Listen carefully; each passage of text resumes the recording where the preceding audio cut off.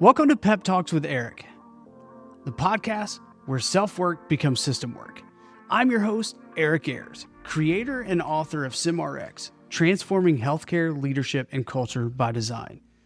This show is your space to shift perspectives, ignite action, and remember who you are and who we are in the process. Every week, we spark transformation, from burnout to breakthrough, from surviving to designing. You'll hear real stories, real tools, and real humans doing real work. So let's shift, let's build, and let's spark what's next together. I'll see you inside.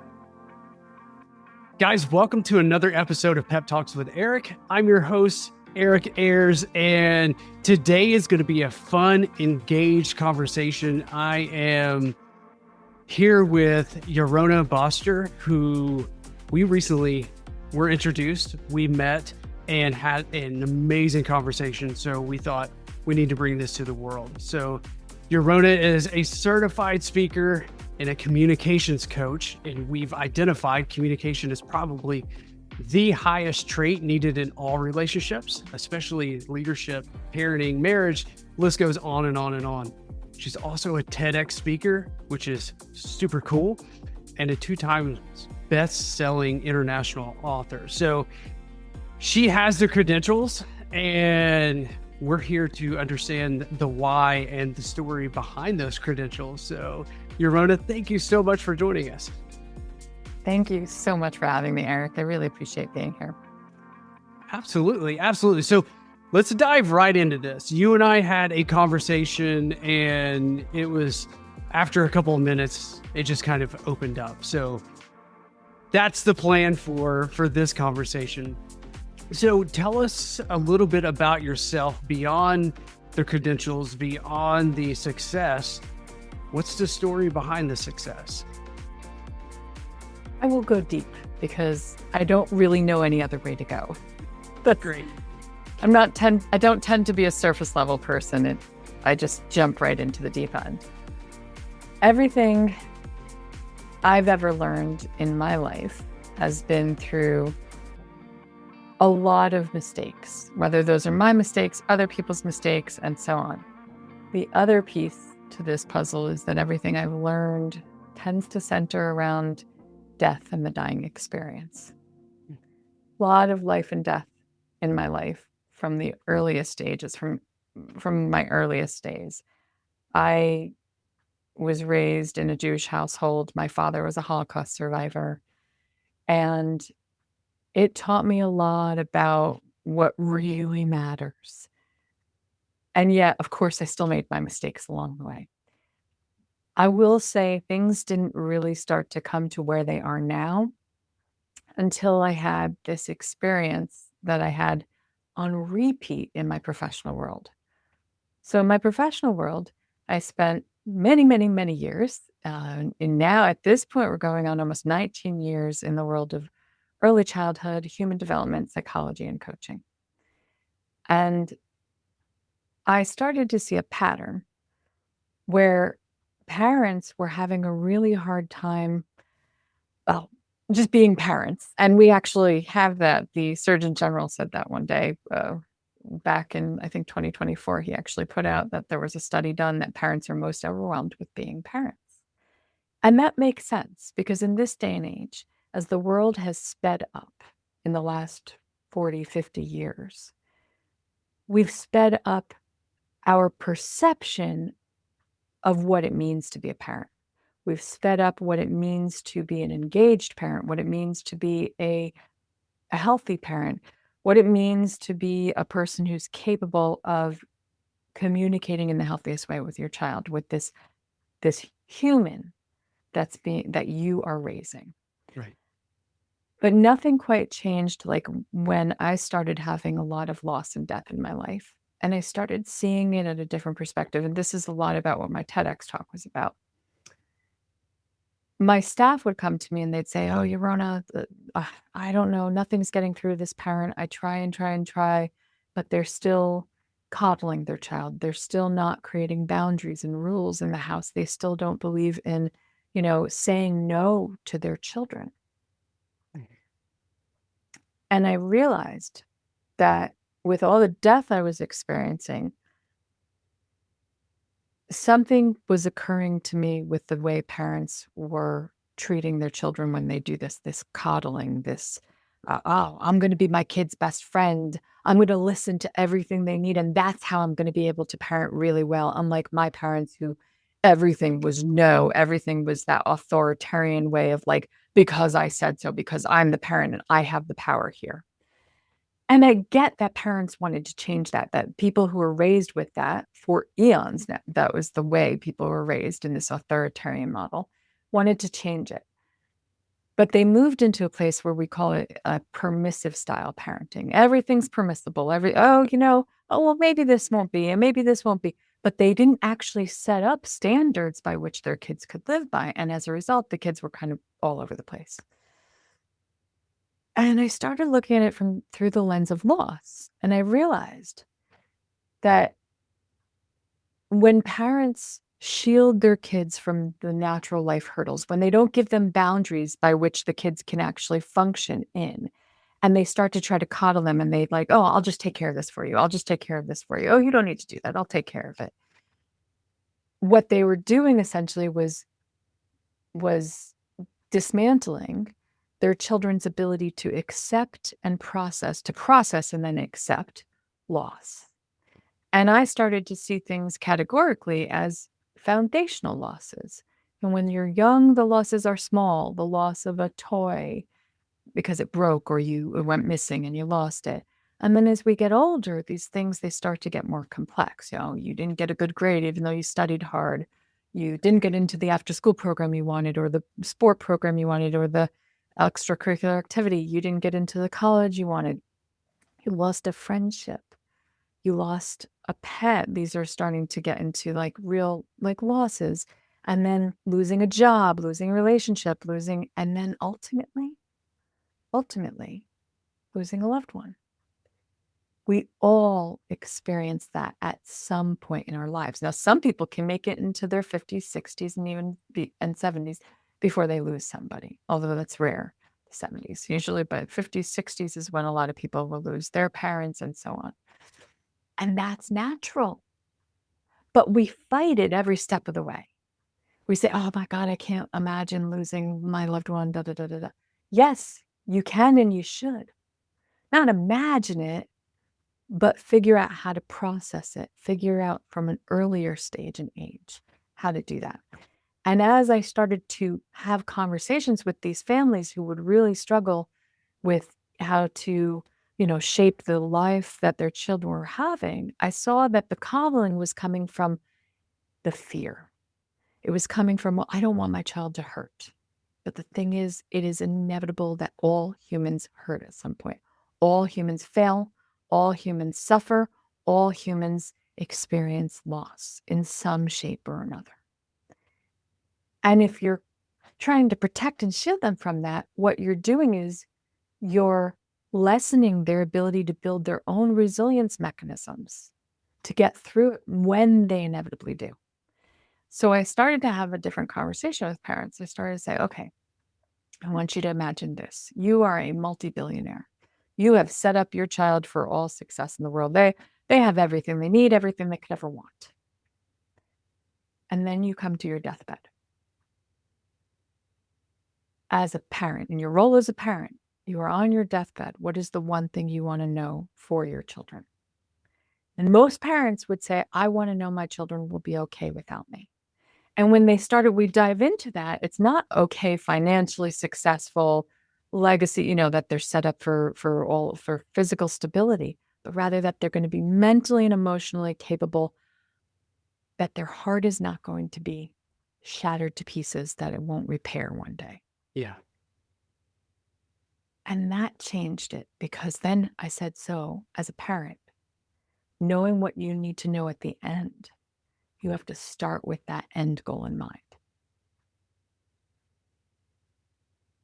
There's so much to unpack within that. Beautifully put. Thank you for that. And thank you for the calm energy.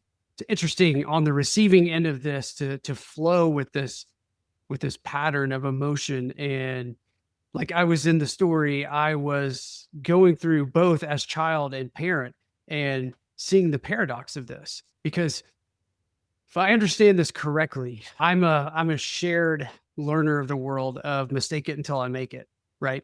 Of the Thomas Edison approach. I've said this before, and I'm learning how to learn quicker from the mistakes instead of the habitual patterns, right? So it's a different conversation. However, there's a balance. There must be a balance, I'm assuming, of too much boundaries and no boundaries.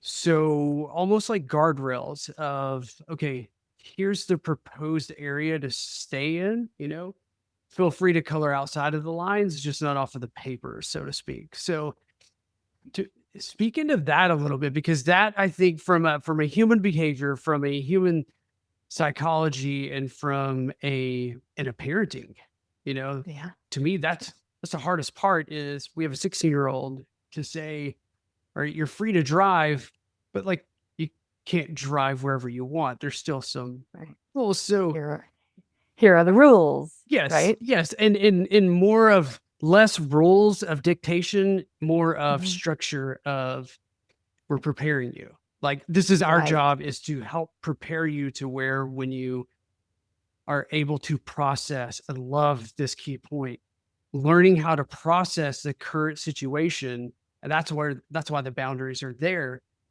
to Yeah. where when you learn to process this, the boundaries either expand or we shift. And now we're in a new environment, right? That, I've never heard it put that way. And that, to me, that makes a lot of sense. So back to the question. If you can speak into the balance of, Mhm. this dichotomy of, you presented like this dictated role, and then a new generation coming up and saying, no, we're going to completely permiss everything. Right. Yes. How, where's the balance, and So, how do we find it? So, and this is such a great thing to dive into. I actually have a whole theory, which is I'm building into my parenting book that I'm writing right now, and I call it the four boundaries of living. What's really interesting about the four boundaries of living is that as a parent, when your child is young, you actually automatically understand the natural boundary of living. The natural boundary is actually the broadest boundary. It's that, and I'll tell it to you through a story that I said to this mom once when I was going for a meeting. Okay. I walked into this house, and we would do I worked specifically in early childhood, birth to 3, with children with developmental delays and disabilities, and I ran the program. And we would have these meetings, and they were always in the home because the services we provided were always in the home. Walk in one day, and the 2-year-old is climbing the wall. He was climbing the drapes that were over the window. And I looked, and I looked at the mom, and I said, "Are you okay with this?" And she said, "Well, yeah, absolutely. Because here's the thing. I don't want to tell him no. I don't want to restrict him. I want him to feel like the sky is the limit." And when you're dealing with a child who has a potential developmental delay or a disability, even more so, there's this parental worry and fear that your kids I want them to be able to feel like they're capable of doing anything. right. And that is a beautiful thing in theory.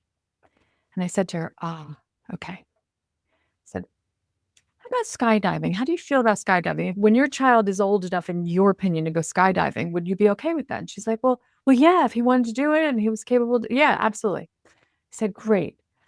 How about if you wanted to go skydiving without a parachute? And she looked at me like I was crazy. And then I said, because here's the thing, life has natural boundaries, natural rules. And when I say boundaries, I will get into, like, there's a difference between boundaries, standards, expectations, and rules. But when we think about it, life has natural rules where you can't jump out of a plane and go skydiving without a parachute unless you want it to be the last thing you do. The Right. likelihood of you surviving that, yeah, I mean, that's miraculous. Same thing as when your kid is little and they want to jump off the roof of the house with the cape on. You understand that, it's not going to work and they could very much hurt themselves. So as a parent, we start with that, okay, I need them to survive. Like, that's it. I just need to make sure they're surviving. So we understand that life has natural boundaries and rules. So that's like the biggest one of all. But let's get to the granular place. In the first stage, there are personal boundaries. And these are the things that you set up that are between you, yourself, and me, myself, and I. Mhm. What I am willing to do for myself, what I'm willing to accept. Let's say that it's sleeping pattern. This is my sleeping pattern only affects me, although it certainly impacts other people if I don't sleep well. But that's about me. What I take into my body, what I ingest, that's all about me. How I choose to dress, how I choose to, show up in the world. It's all about me. These are my personal boundaries. And they're always fluctuating dependent on, where you are in life. Right. So it's important to have your own check-in with yourself. Am I willing to do this? Am I capable of doing it? It's mostly, am I willing to do this? Am I willing to do this? Is this something I'm comfortable with? And that's really important because it moves you into that space of being able to hit the next boundary level, which I call interpersonal boundaries. These are the boundaries we create for ourselves within the interpersonal relationships we have with others. So there are familial relationships, our friendships, the relationships we have in school with our teachers and all of those things, the relationships we have with partners as we grow older, and all of those interpersonal relationships where we have to have a relationship with another person. How do we navigate the boundaries where we're in flux with that other person? It's really important. Here's where communication, and this is why I'm in that space of communication, where communication is the most important thing. Because if you suddenly decide one day, you know what, I no longer like going out to parties.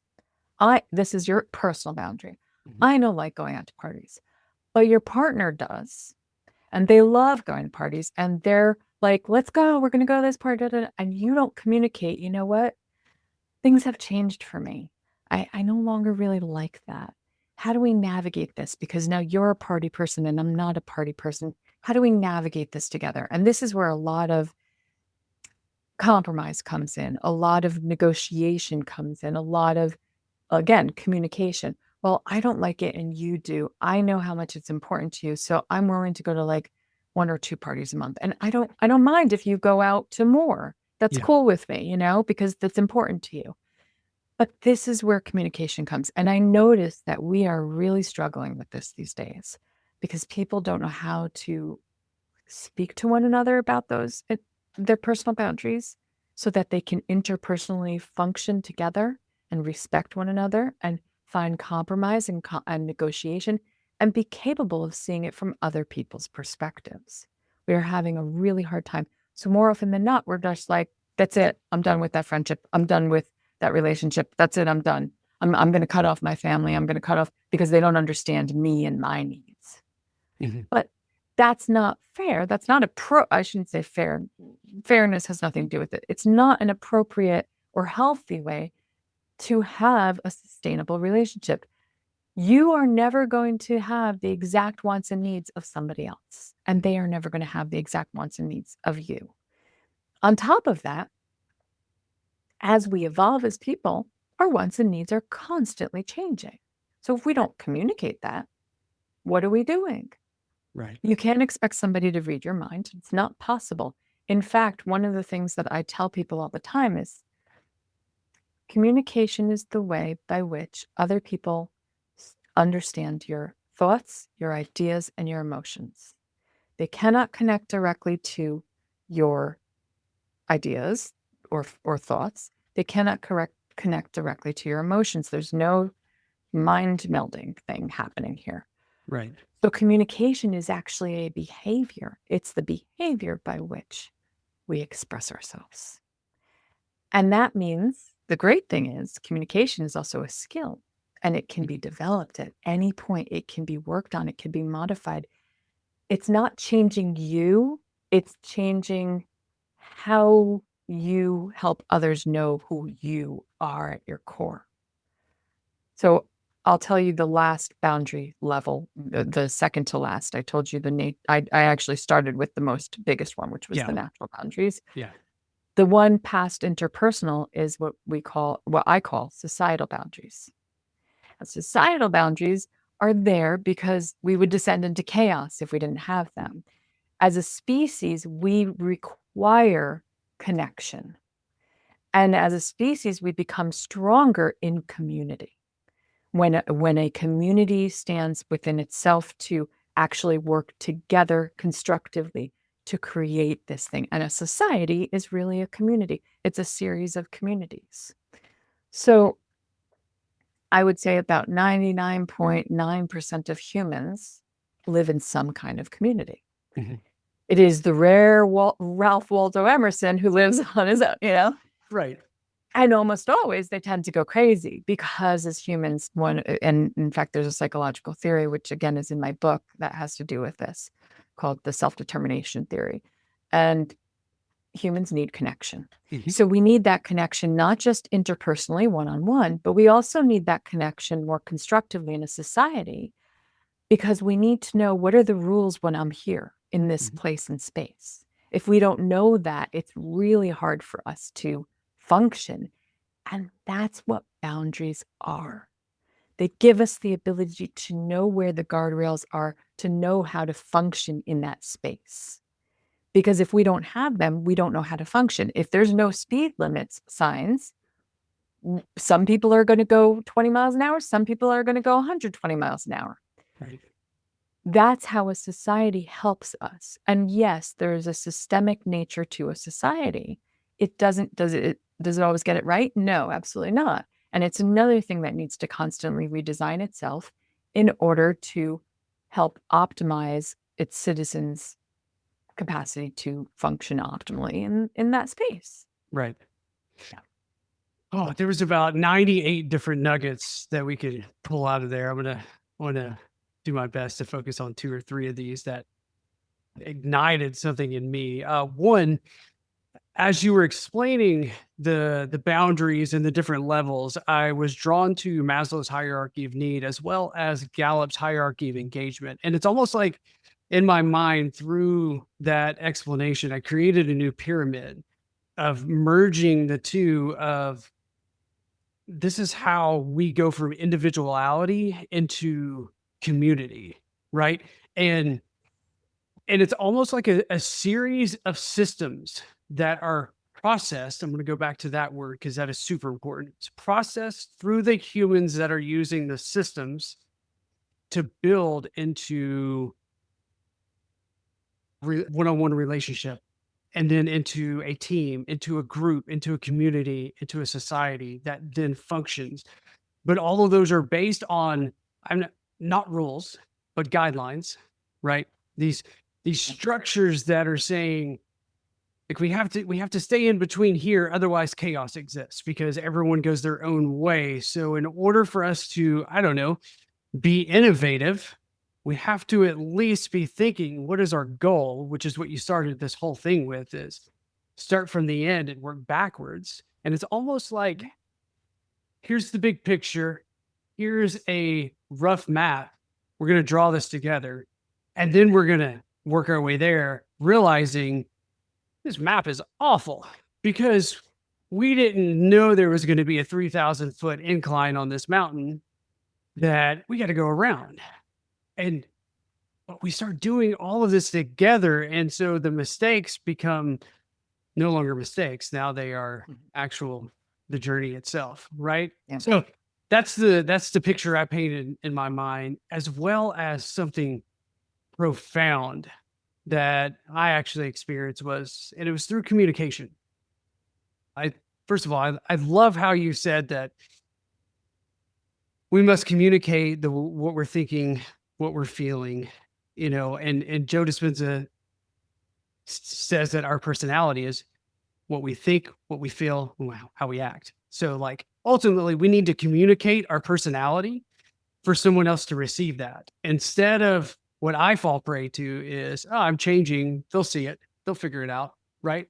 And I'm not consciously saying that, but I'm like, I don't even know how to articulate it because I don't even know what's going on, which leads to my person, right? My wife, my champion in this world who is on my side, I leave her out, and she begins to mourn this person that no longer exists because I'm becoming someone else, and we're not even talking about it. Right. So back to the original conversation on loss. Yeah. This is a loss that I didn't even realize happened on our journey as we continue to build and become who we are.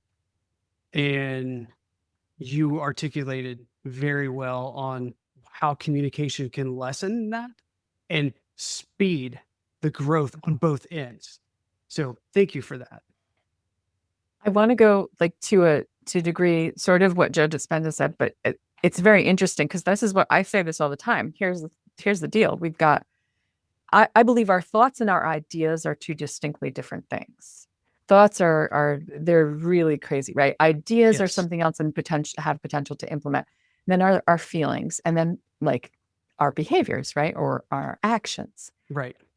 Think about it from this perspective. That means other people only experience a fourth of us because other people can only experience our behaviors. They're only experiencing a fourth of us. Mhm. So our behaviors we need to be aware of what behaviors are exemplifying all the rest of us. And if you want to get even deeper and more philosophical, if you believe in a higher power, there's a core of our existence that is something else. And I will say that in all the death I've experienced, nothing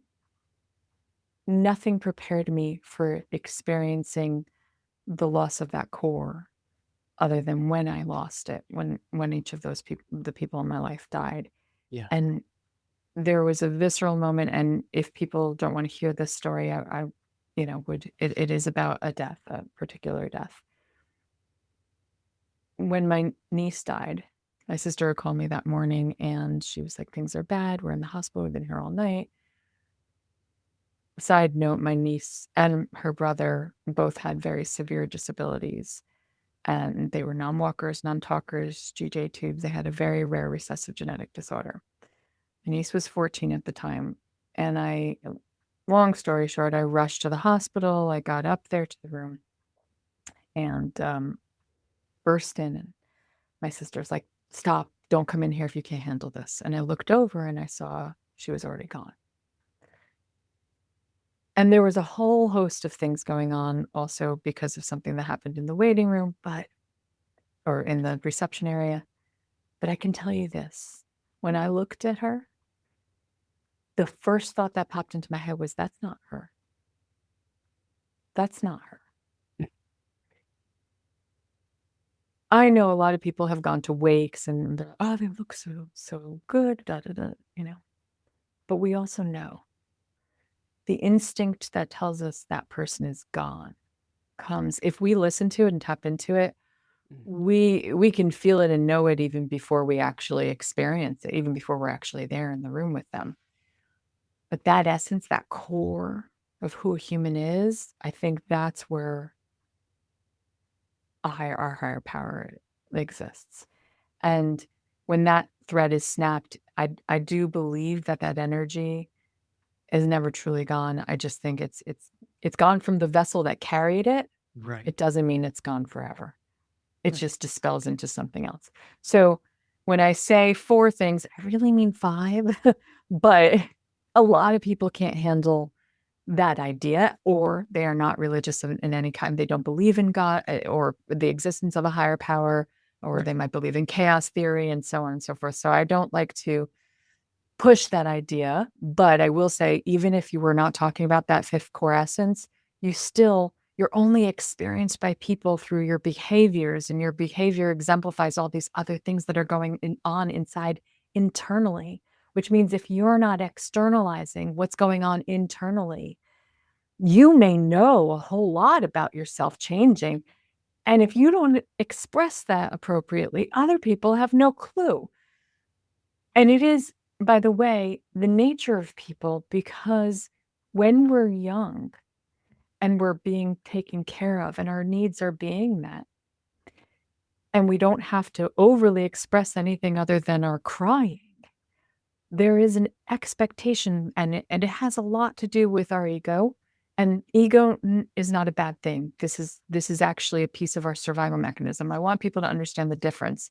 When we talk about like, oh, that person is such an ego, that is an entirely different story Right. than what real ego is in the psychological aspect of it. Ego is a core piece of us that helps us survive. It's a part of our survival instinct. If we don't cry to let our needs be known, they won't be met. Or at least that's the way, that most people pulled that out, right? Oh, the baby's crying, the baby needs something. But that said, when you think about where that comes to, the baby cries, the baby needs something, it also tells the baby, oh, everybody knows what I need. Everybody knows what I want. And then the infant, as they grow, need somebody to express to them, no, I need you to express yourself. Right. Because I don't know everything. And as your life gets more complex and it goes beyond just basic survival, and we start to learn about our wants, our desires, our motivators, all of our intrinsic motivators, our extrinsic motivators, all of these different pieces of the puzzle that become us. What is very interesting to understand is we still don't have existential awareness until we're in our young teens. Existential awareness doesn't come until you're like 12, 13, 14. Mm-hmm.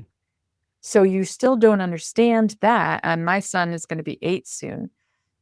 And I do believe that he has more existential awareness than other kids. And that's just simply because he's been around death. And it's changed the nature of how he processes life and death. But we also don't give our young ones enough credit to be able to handle that stuff. Valid point. And it's really frustrating to me that parents are like, no, they can't handle that. And I had a client once who said to me that her parents didn't let her go to her grandfather's funeral. And I said, well, how old were you? And she said, I was 18. She was 18 and her parents decided, no, it would be too much for her. What frustrates me is parents making the decision for that's going to be too much for you. Instead of saying, this is a human experience, how can we help support our child in this human experience? Right.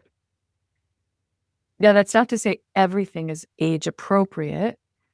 I'm not saying that, but there are age appropriate ways to express and process loss. When my son was not even 4, his cat died, our cat. And I didn't shield him from that. I didn't, and I think a lot of parents who make the mistake of saying, oh, our cat had to go to another family or our cat had to go to a farm. I don't think they understand that's still a loss. Right. And your kid, just because you don't want to talk about death doesn't mean it's not a loss, and they still have to process it. And yet a lot of parents are like, that'll be easier. And they kind of make it this no big deal. Oh, it's a surface level, whatever. And it is. It's a really big deal. You've got to process that with them too. They're going to be hurt at some point regardless. So instead of trying to avoid it or make it easier, quote unquote, like lightening it, just process it with them. Mm-hmm. But the reason why parents don't want to do that, it's not about their kid, it's about them. I don't want to be in pain watching my child in pain. I can't handle that struggle. That's why they'll say, it's okay, you're fine, you're okay. That's why we say that to kids, because we're so uncomfortable with their discomfort and their pain and their suffering that we try to ease it by easing our burden of it by saying, no, you're fine, you're okay, it's all good. We can't do that. We just simply have to process it with them. Which is most definitely difficult, especially when we are potentially processing our own emotions at the time, right? Yes. And I think this is where emotional intelligence plays such a huge role in our ability to ultimately emotionally support other people and to lead with empathy, right? Yes. Because, and this is fascinating to me because the way this is presented, which is, I love the way this is presented, is that we learn this through practice. and this is what I teach, like we learn everything through practice. So why, if we know this, and I know we know this, like no one knows how to ride a bicycle unless you actually get on the bicycle and try to ride it. There is no other way to figure this out except to put the body in motion, right? And figure out that the slower I go, the harder this is. And, you know, if we know this, I'm curious to why, and maybe there is not a answer to this, but why we take that ability away from ourselves, from our kids, from our team, from our staff, from our company. Why don't we offer education through play and practice, which are the two ways that we began to come into this world learning? Like we already knew how to cry. The crying was the initial, this is my communication tool. And everything after that is practicing communication vocally. Right. Right. Well, we also aren't born with social emotional development skills. It's not inherent in us. We learn it from the environment we're in. Okay, so the why, the big why. Yes, I'm super fascinated with this because this is what I teach. This is what I coach. This is what I offer. Is if me as a nurse, Yeah. if I'm not 100% competent in a skill, meaning I don't know how to do this skill so well that I don't have to think about it and I can provide emotional support to someone else. If I don't know it that well, how give me the tools so I can practice this, right? And why isn't that a standard? The big why goes to our amygdala. It goes to our reptilian brain. It goes to our survival instinct.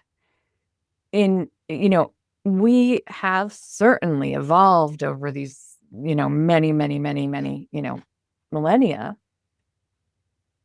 but there's still a core component to us that triggers our hyperarousal fight or fight instinct. And by the way, there are 7 hyperarousal states. And it's very interesting because every person born responds slightly differently in the hyperarousal state. We are so unique. This is one of my favorite statistics to tell people. They did a study about 13 years ago, figured out how unique every human is based on genetic makeup, where you come from, who in recorded history, what you've come, where and when you've been born into the world. Mhm. So time period, chronology, and also where environmentally, where you were born. And then experientially, as you move into life and you experience life, we are as unique as 1 in 400 trillion humans. And we don't have 400 trillion humans in recorded history yet. Right. So here's the thing. Even though we are sort of seemingly designed essentially the same, the markers that make us up as individuals are unique to us as people. And I think if you believe in a higher power, I think there is a height of irony in what this higher power created. This power created this unique individual human who requires autonomy, the ability to choose for oneself, to control one's environment. And yet life is all about change, and everything in life is a consistency of change. We're evolving. Evolution is the state of change that we're constantly going through. And it created an autonomous person who wants to be singularly autonomous individual and as unique as they truly are, yet requires us to live in a communal society. We are a communal species.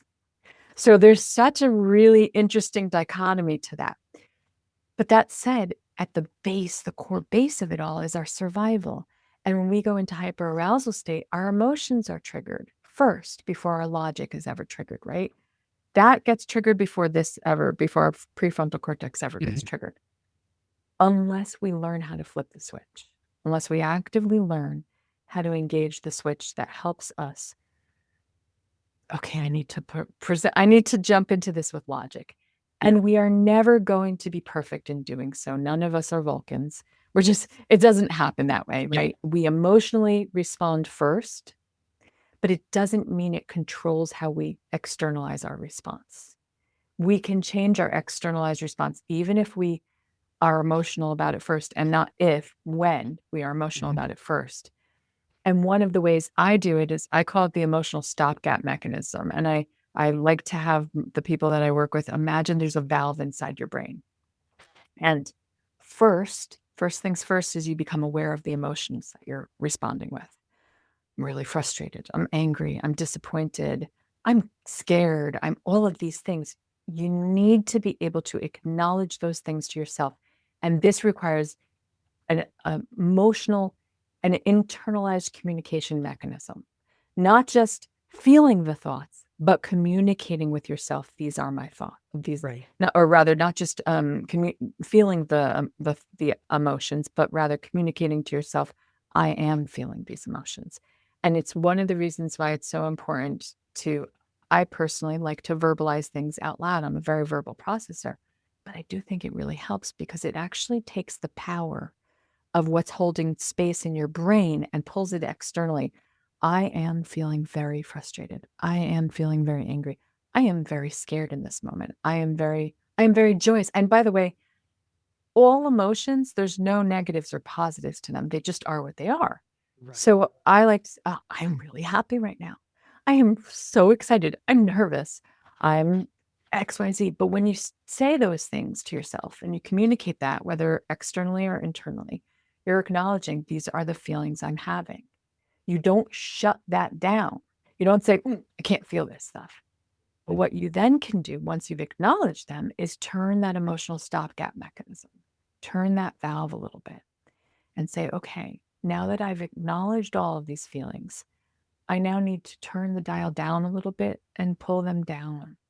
And everybody has different methodologies for how they do it. And I always recommend to people that I work with, explore what works for you, because as an individual, as a unique 1 in 400 trillion, not everything that works for everybody else is going to work for you. Right. I personally dislike it when somebody says, you have to do X, Y, Z. Oh, you should do this. You should do this. There's no should.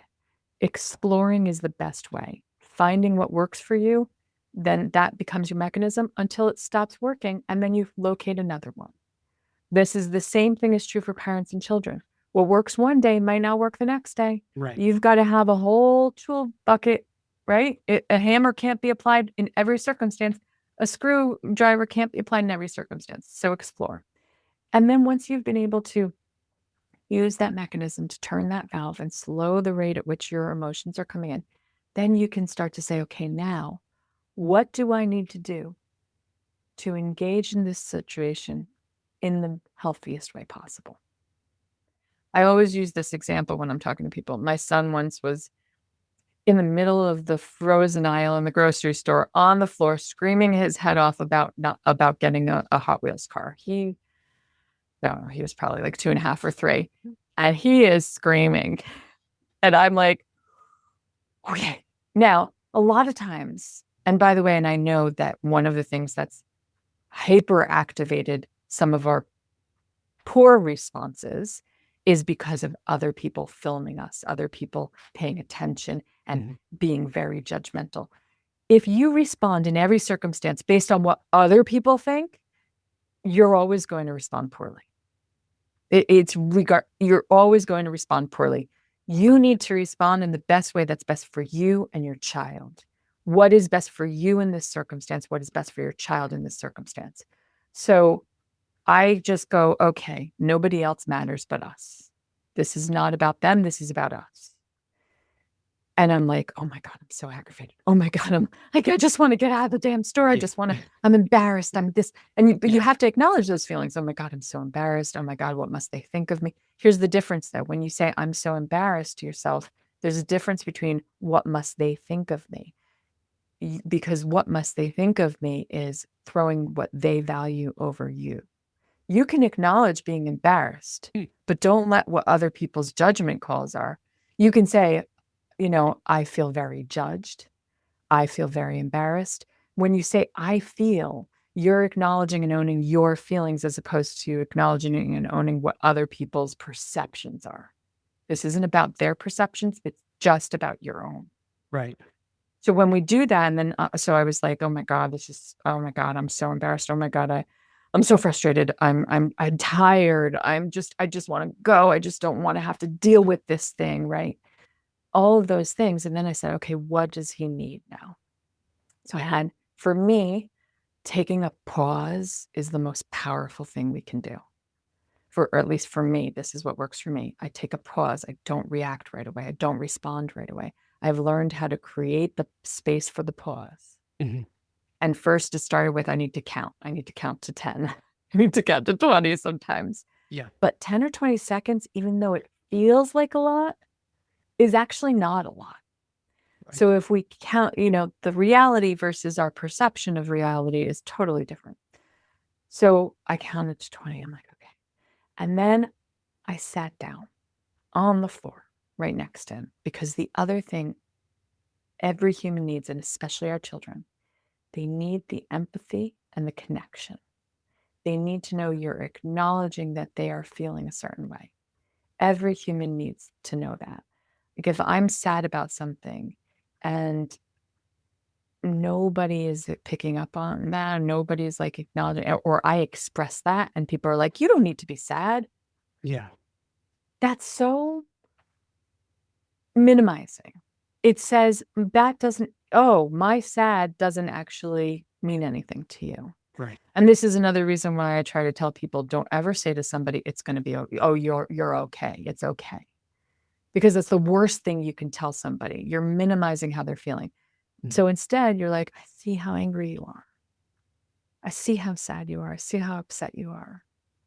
Man, tell me what else is going on. What's going on? And you just are there for them. Then they can start to say, oh, somebody sees. Because this is core connection, a core need. Connect first. And connection requires us to acknowledge that they are feeling a feeling. Whether they're right or wrong about feeling that feeling is not up for us to decide. Mm-hmm. We have to connect first. And we can talk about it later. And by the way, I think people need to know I am not a perfect parent by any means. I don't think there is such a thing. If some parenting expert or communications expert ever tells you that they're perfect at it and they know exactly what you need to do, run away. They don't know you. Until they know you, they are not going to know what you need to do. They can give you their knowledge of what they know and their expertise, but they can't tell you what you exactly need to do. They can't live your life for you because they're not you. So don't listen. So, I'm not a perfect parent by any means, but I also have come to realize that my son has a lot of emotional regulatory issues. He does. He's got some diagnoses coming up and because I've been in the fields for so long, I understand them from a clinical standpoint, but it also requires me from a parental standpoint to say, I don't know what his exact needs are. I need support. The worst thing we can do is try to fix something. And I use air quotes to say fix, because I don't think there is any real fixing. But the worst thing we can do is try to address something in isolation. Mm-hmm. Because especially when we're super close to it, and this goes the same thing for communications. If you believe you are communicating something really well, but nobody's ever given you feedback on whether or not you are, how do you know if you're accurately doing it well or not? Right.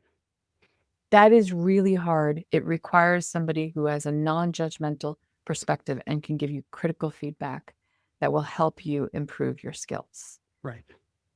And not a criticism, but a critical feedback that requires you to, I'm very particular with my wording, and a lot of people will use words and throw them away here and there and mm-hmm. everywhere. And I think, words matter greatly, but how you express them matters even more.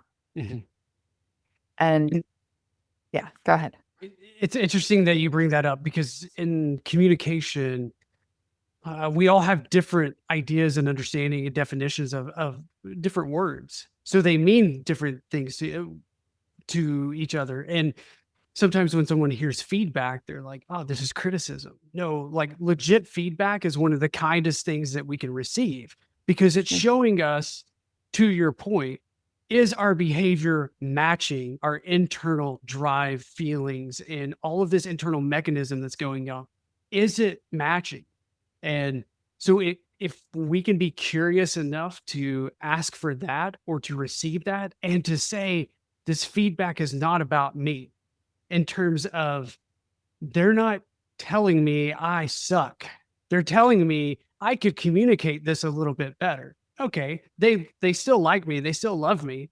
That's not the case in point. All of that is predisposed things that I'm bringing to the table. So it's an opportunity for me to move beyond self, move beyond that ego, right? And into how do I expand? And I love the idea of not doing things in isolation, because as a healthcare worker working with pediatrics, death, like horrible things, things that humans are not supposed to witness, was witnessed on a daily basis in terms, and then it culminated into I no longer feel. And if I can't feel, how in the world am I supposed to interact with other human beings? Right? Because Yeah. this is what we do. And so that was my journey, or the way Wayne Dyer says it, that was my curriculum to God. That was Yeah.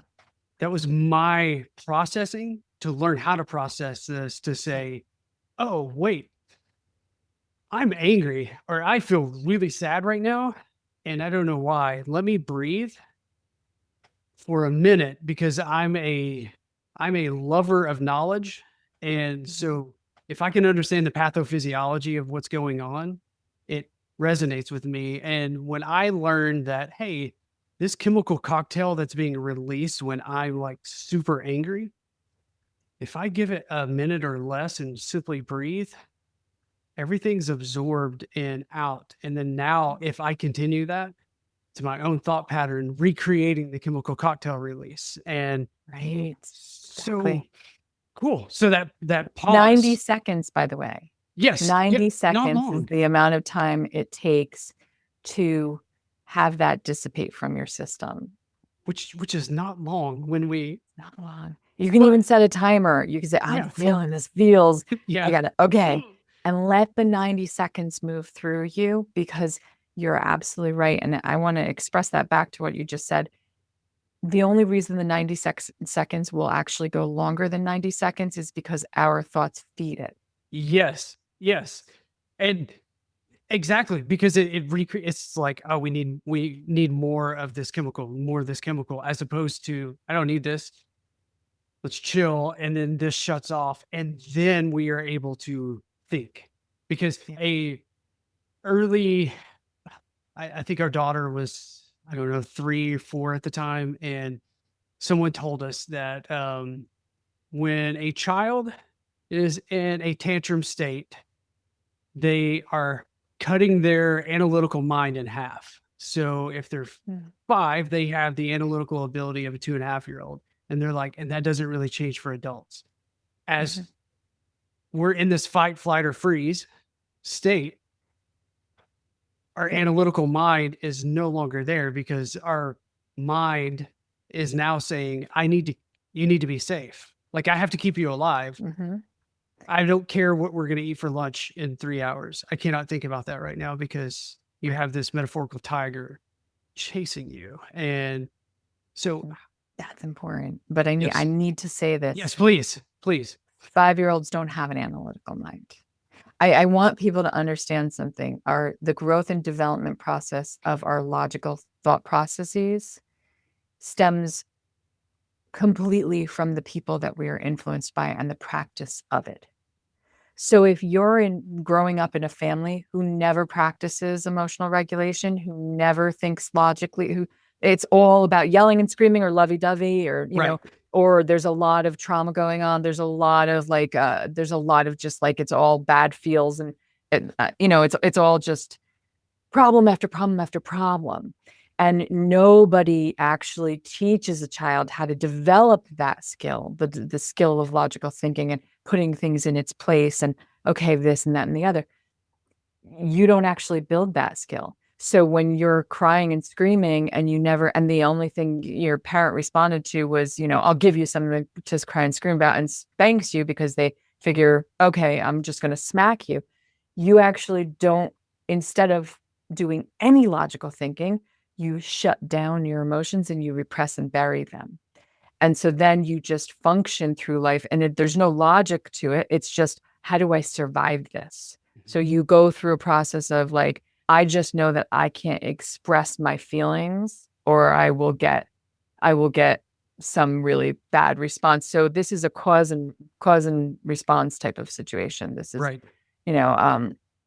So there's so many inappropriate and unhealthy ways to help to raise a child into, and so many people don't even think logically. They don't even have that. They're just like, okay, I'm just going to function in the way that makes the least waves possible. Right.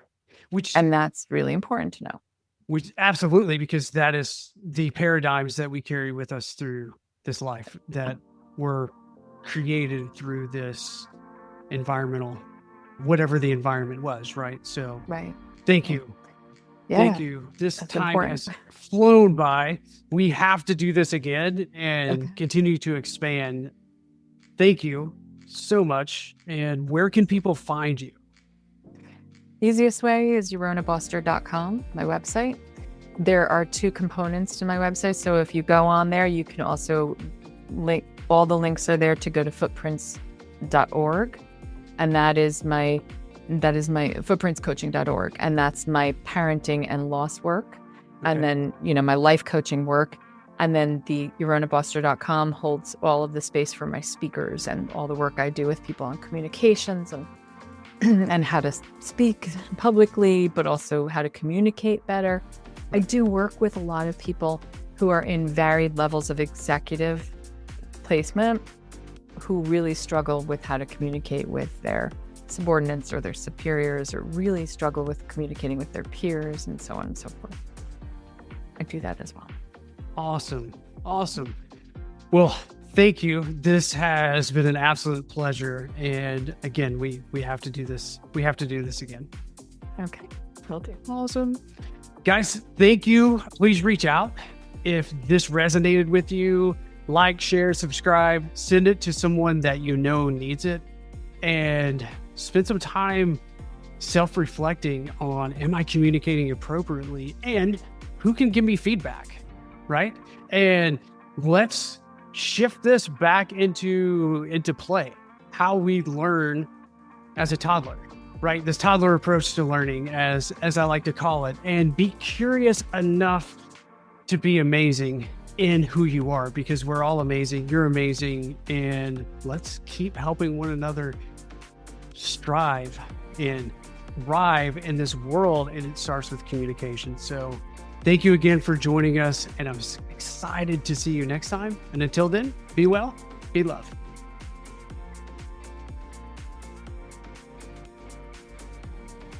Thank you for listening to Pep Talks with Eric. If something sparked today, pass it forward. Remember to subscribe and share it with someone who needs it. Keep doing the thing. Keep showing up. You're not alone in this. And we're not whole without you. I'll see you next time.